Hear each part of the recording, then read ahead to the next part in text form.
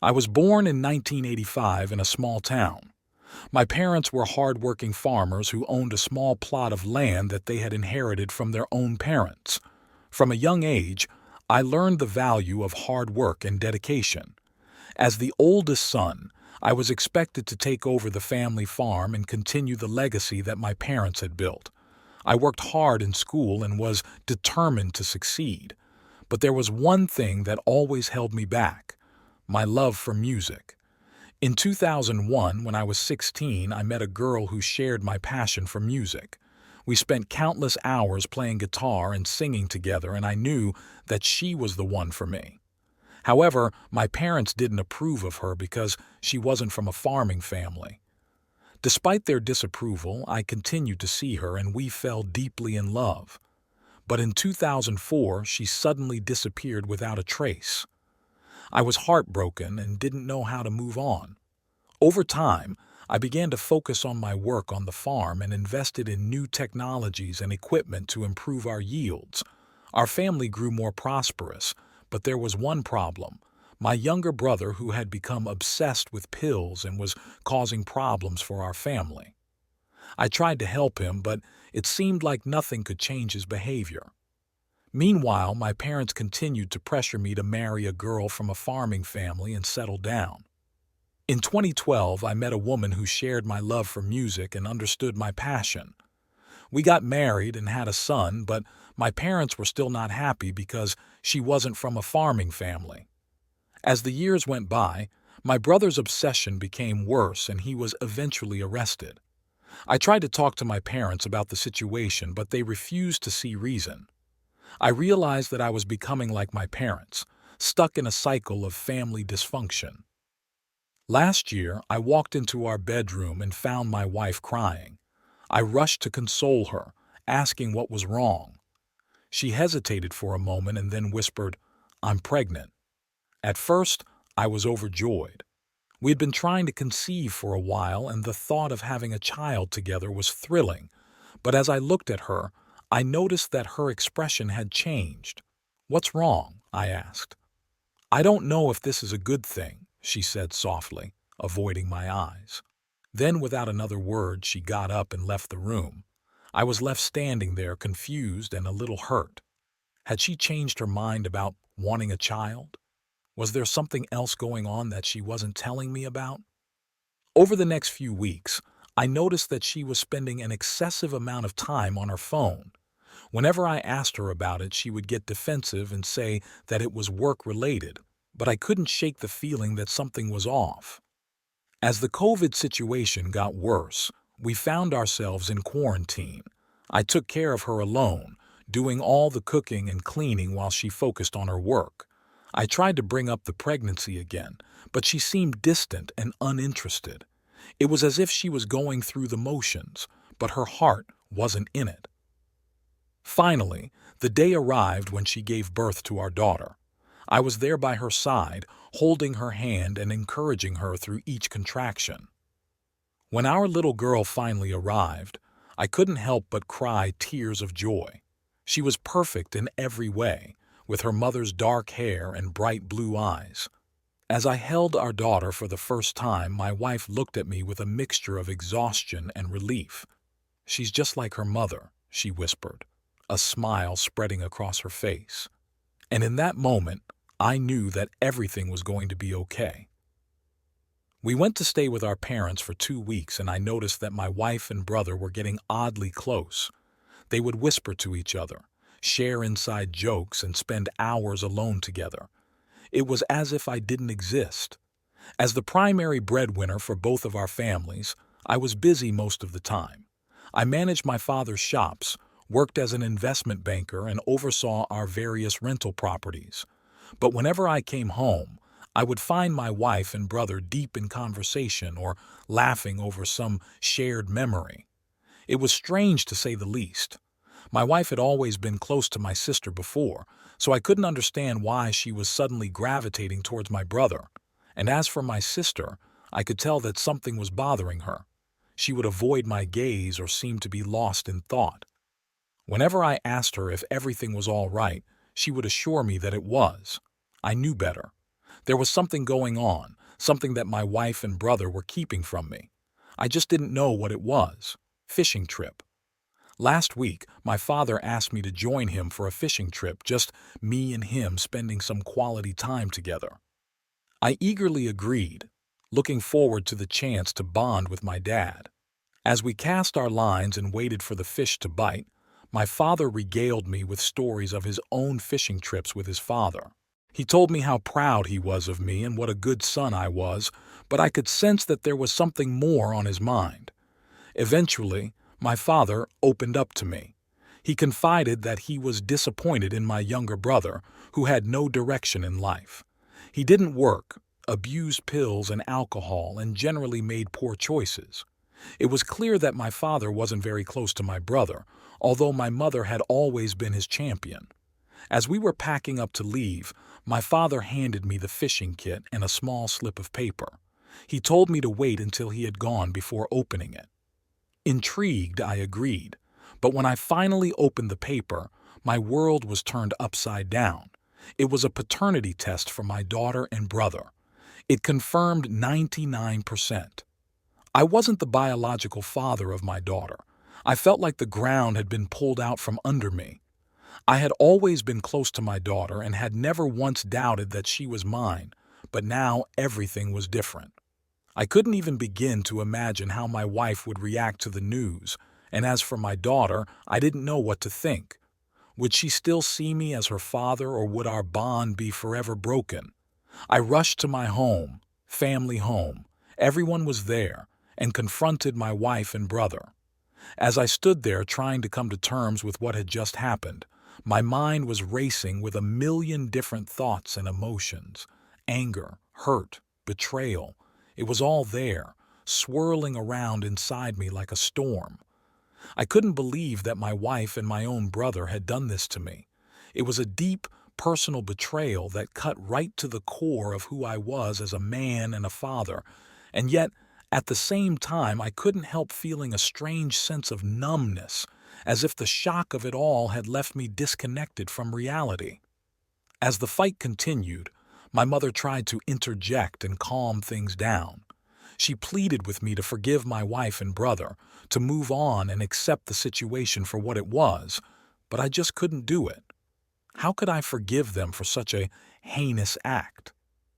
In the midst of it all, my daughter was standing there looking up at me with those innocent eyes. I couldn't bear the thought of losing her, but at the same time I knew that everything had changed. Finally, after what felt like hours, the fighting stopped. My wife and brother left, and I was left alone with my thoughts. I didn't know what the future held, but one thing was certain. My life would never be the same again. On that fateful Saturday, as I was still trying to come to terms with the impending divorce, my sister arrived from the Netherlands for a vacation. Little did she know that she would be caught up in the family drama that had just unfolded.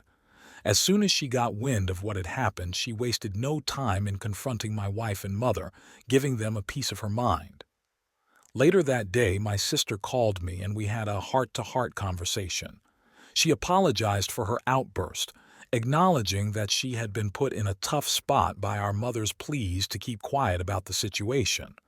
As we talked, my sister revealed that our mother had been concerned about my health and how I would react to the news of the divorce.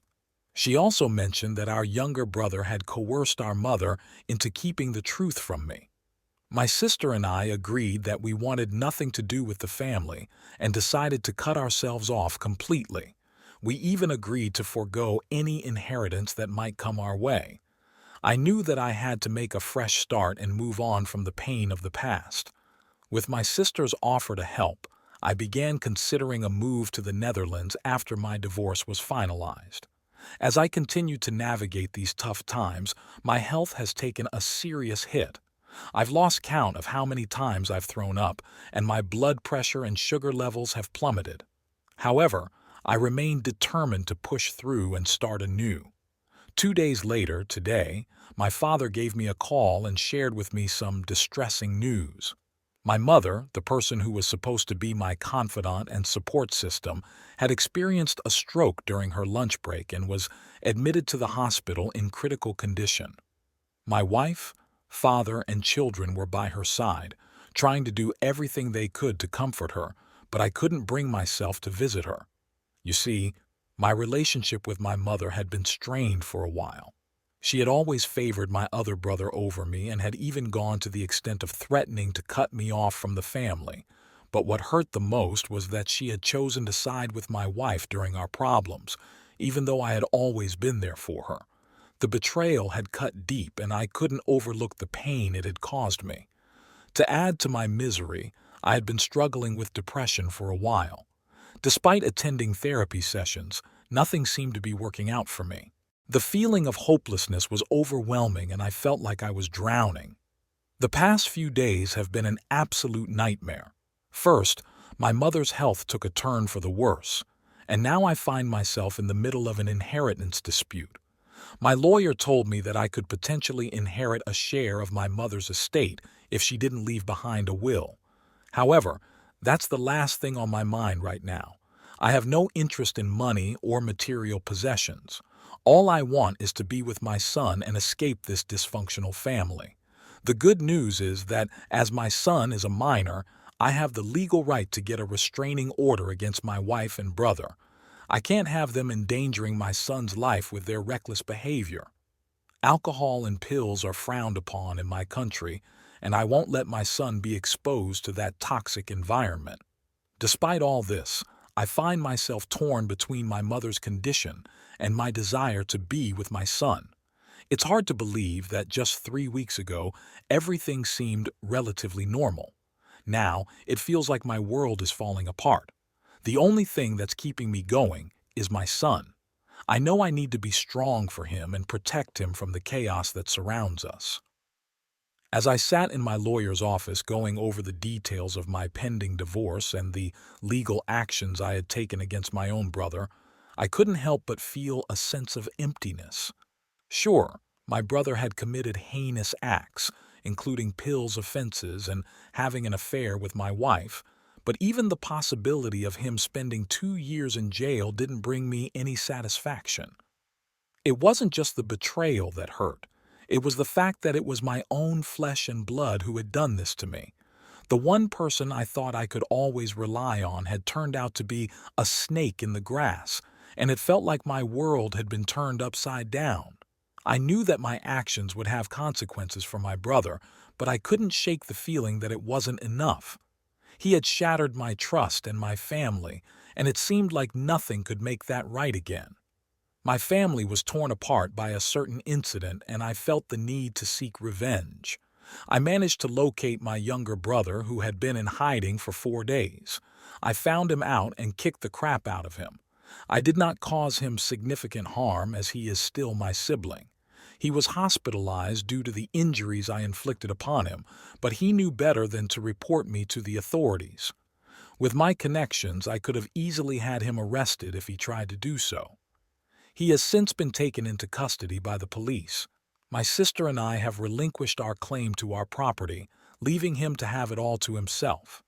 He was an ungrateful individual who betrayed me and my father, living in our shadows.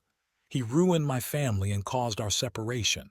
My aspirations, efforts, and family have all been shattered, and I find no comfort in it. Though I have no regrets, I do lament the fact that I cannot relive our happy memories.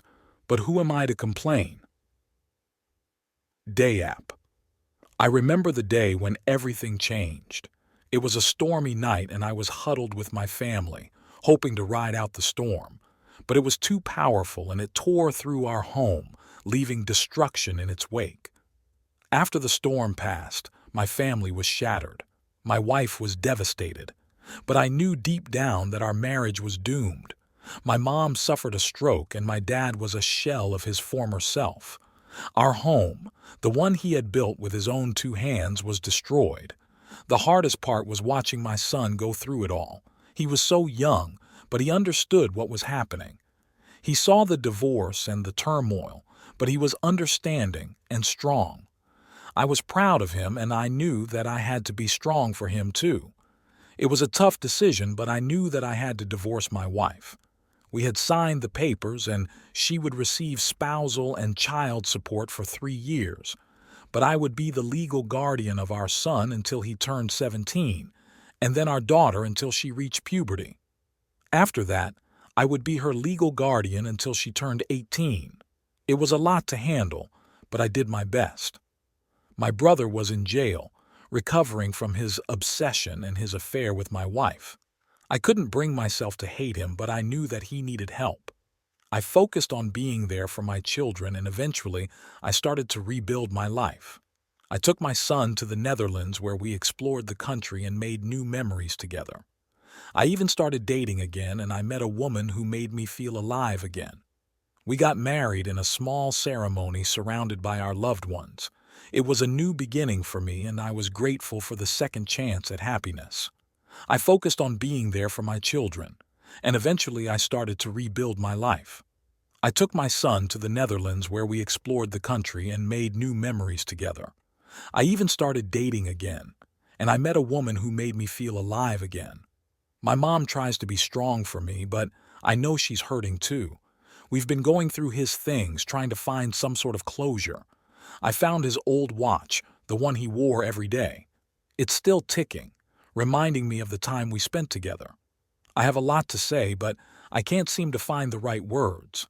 I miss him so much, and it hurts to think that he's not coming back. I know he wouldn't want me to be sad, but it's hard not to be. I'll always cherish the memories we shared, and I'll carry him with me wherever I go. Rest in peace, Dad. Forgiveness Day. I picked up the phone and dialed my brother's number.